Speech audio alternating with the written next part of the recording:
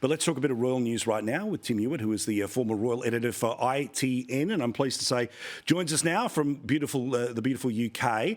Now, great man, couple of things I've got to get to here. We'll get to Charles and climate stuff in a second, but we finally got the death certificate from Her Majesty, and apparently it was old age.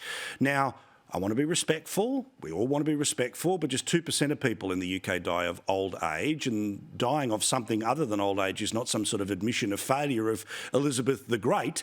Don't we need to know why she actually died? I don't think we're going to know, Paul, to be perfectly honest. There was some speculation very early on in the coverage of illness and death by one of my former colleagues, actually, who got into quite a lot of trouble over it, speculating about what might have been wrong with her.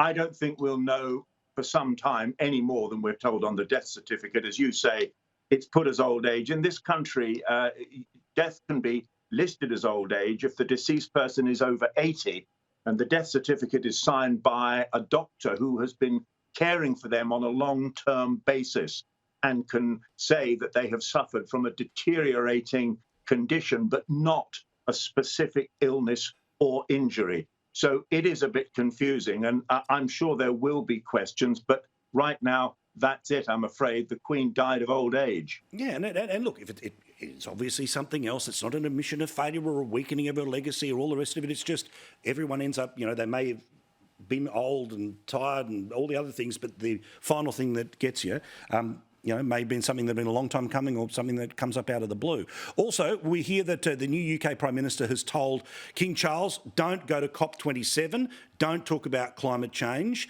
Now, whether this was something he was always planning to do as Prince of Wales or whether it's something he had to be told as a king, it's still fascinating to see a bit of muscle flexing from a Prime Minister towards His Majesty. Yes, I think he's been fairly firmly reminded, put it earlier, that he's got to zip his lip. But I think he had accepted that. Back much earlier, COP21, which was in Paris in 2015, he made a speech there, the then Prince of Wales, calling for a military-style operation to combat climate change and calling on governments to spend not billions, but trillions of dollars in the fight against it. And Liz Truss, our new Prime Minister, whose green credentials are not impeccable in the eyes of many people here, she clearly did not want a repeat of that. So I think this was possibly more a polite request rather than a zip your lip order. But Charles has always known that once he was monarch, he would have to avoid public controversy. Why has it taken the death of the Queen for Harry and Meghan to work out that maybe, just maybe, okay, a couple of stories about your time in the royal family, but you don't need to put the full boot in, all right? You don't have to go in with all the steel cap stilettos, because it is after the experience they've just been through, mourning Her Majesty, that they're now going to re-edit a doco that was obviously going to go boots and all on them. Yeah, that doco and Harry's upcoming book, for which he's got a payment, I think I'm right in saying, of around about £36 million.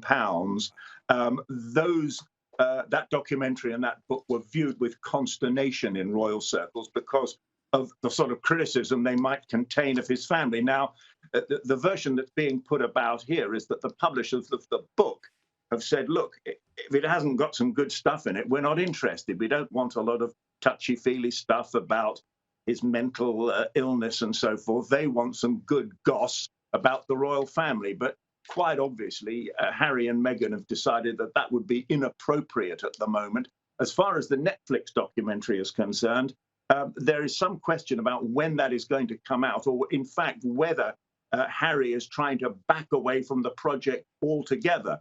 But whatever their position about ever rejoining the royal family, which I think personally is quite questionable, they clearly don't want to become any more unpopular with the royal family and, in fact, with the British public than they already are. Yeah, they're about 5 miles down the road too far. Backing up a couple of feet's not really going to help. Thank you, Tim. Nice to talk to you. All the best. Tim Ewart there in the United Kingdom.